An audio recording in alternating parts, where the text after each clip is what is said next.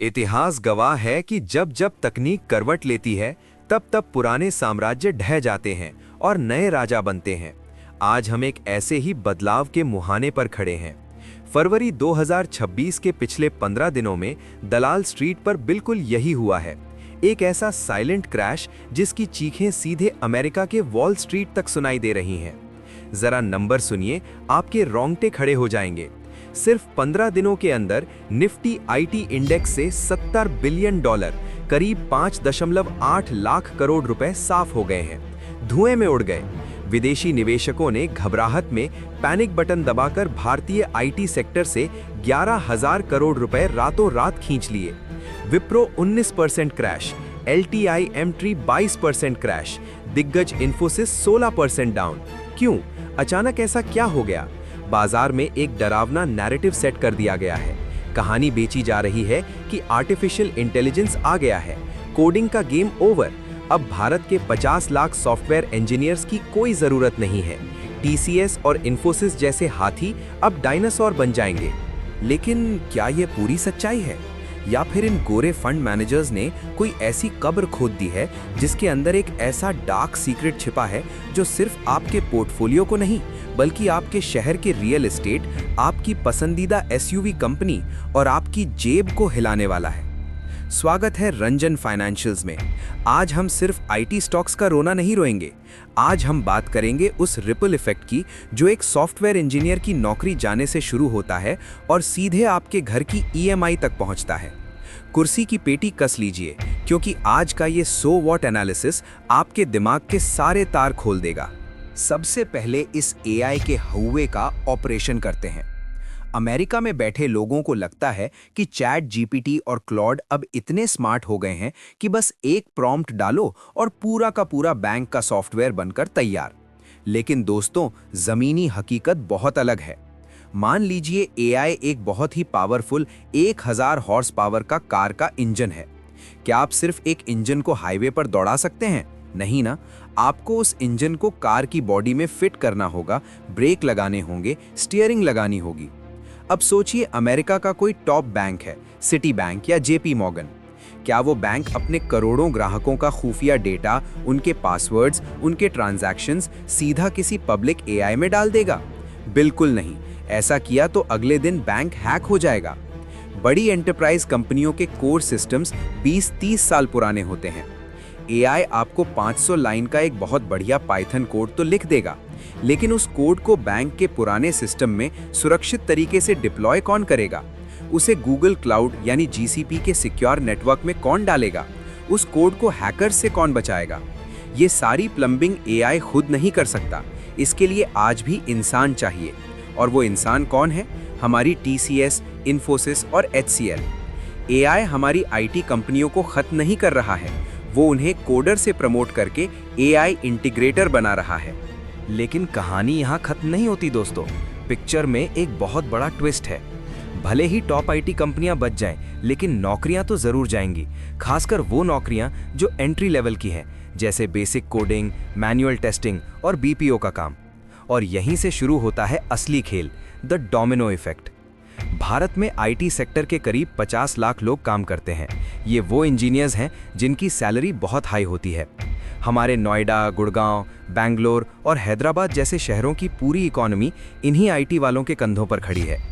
अगर कल को 10 से 15% IT नौकरियां खत्म हो गई या नई हायरिंग फ्रीज हो गई, तो जरा सोचिए क्या होगा। परचेजिंग पावर का क्रैश। जब जॉब नहीं होगी या इंक्रीमेंट नहीं मिलेगा, तो एक 25 साल का लड़का वीकेंड पर 2000 रुपए की कॉफी नहीं पिएगा, महंगे कपड़े नहीं खरीदेगा, कंजम्पशन गिरेगा। ऑटो सेक्टर की बैंड बजेगी। हर साल जो लाखों क्रेटा, थार और महंगी SUVs बिकती हैं, उसका एक बहुत बड़ा चंक IT क्राउड खरीदता है। EMI भरने का कॉन्फिडेंस ही खत्म हो जाएगा। द रियल एस्टेट ट्रैप सबसे खतरनाक। नोएडा और बेंगलोर में 1-1 लाख रुपए महीने के जो फ्लैट रेंट पर उठ रहे हैं, उन्हें कौन लेता है? IT वाले। 3 करोड़ के फ्लैट्स की EMI कौन भर रहा है? यही लोग। अगर जॉब सिक्योरिटी नहीं रही तो हाउसिंग डिमांड अचानक से फ्रीज हो जाएगी, बिल्डर्स के फ्लैट्स खाली पड़े रहेंगे और इन्वेस्टर्स का पैसा फंस जाएगा।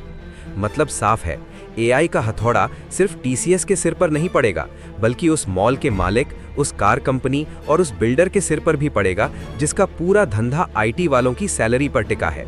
इतिहास गवाह है कि जब जब तकनीक करवट लेती है, तब तब पुराने साम्राज्य ढह जाते हैं और नए राजा बनते हैं। आज हम एक ऐसे ही बदलाव के मुहाने पर खड़े हैं। फरवरी 2026 के पिछले 15 दिनों में दलाल स्ट्रीट पर बिल्कुल यही हुआ है। एक ऐसा साइलेंट क्रैश जिसकी चीखें सीधे अमेरिका के वॉल स्ट्रीट तक सुनाई दे रही हैं। जरा नंबर सुनिए, आपके रोंगटे खड़े हो जाएंगे। सिर्फ 15 दिनों के अंदर निफ्टी आईटी इंडेक्स से $70 बिलियन, करीब 5.8 लाख करोड़ रुपए साफ हो गए हैं, धुएं में उड़ गए। विदेशी निवेशकों ने घबराहट में पैनिक बटन दबाकर भारतीय आईटी सेक्टर से 11,000 करोड़ रुपए रातों रात खींच लिए। विप्रो 19% क्रैश, एलटीआई एमट्री 22% क्रैश, दिग्गज इन्फोसिस 16% डाउन। क्यों? अचानक ऐसा क्या हो गया? बाजार में एक डरावना नैरेटिव सेट कर दिया गया है। कहानी बेची जा रही है कि आर्टिफिशियल इंटेलिजेंस आ गया है, कोडिंग का गेम ओवर, अब भारत के 50 लाख सॉफ्टवेयर इंजीनियर्स की कोई जरूरत नहीं है। टीसीएस और इन्फोसिस जैसे हाथी अब डायनासोर बन जाएंगे। तो दोस्तों, बात आती है मुद्दे की। So what? मेरे और आपके पैसे का क्या? जब बाजार में इतना बड़ा भूचाल आ रहा हो तो एक रिटेल इन्वेस्टर को क्या करना चाहिए? कहां से दूर रहें? The danger zone. Low tier IT कंपनियां, वो छोटी आईटी कंपनियां जो सिर्फ डेटा एंट्री, बेसिक बीपीओ या मैनुअल टेस्टिंग पर जिंदा हैं। एआई सच में उनका नाश्ता कर जाएगा, इनसे दूर रहें। हाई टिकट अर्बन कंजम्पशन, अगर आईटी वालों की जॉब्स खतरे में हैं तो प्रीमियम घड़ियां, महंगी बाइक्स और हाई एंड रिटेल कंपनियों की सेल्स गिरेगी। आईटी डिपेंडेंट रियल एस्टेट, वो बिल्डर्स या रियल एस्टेट कंपनियां जिनके 80% प्रोजेक्ट्स सिर्फ आईटी पार्कों के आसपास हैं, छटनी हुई तो इनके प्रोजेक्ट्स अटक जाएंगे। कहां इन्वेस्टेड रहें? The safe haven. Large cap IT integrators, TCS, Infosys, HCL tech. इस 15% क्रैश के बाद ये दिग्गज बहुत सस्ते और अट्रैक्टिव वैल्यूएशन पर आ गए हैं। इनका फ्री कैश फ्लो बहुत तगड़ा है और डिविडेंड मस्ट है। डिफेंसिव सेक्टर्स, आपका कवच।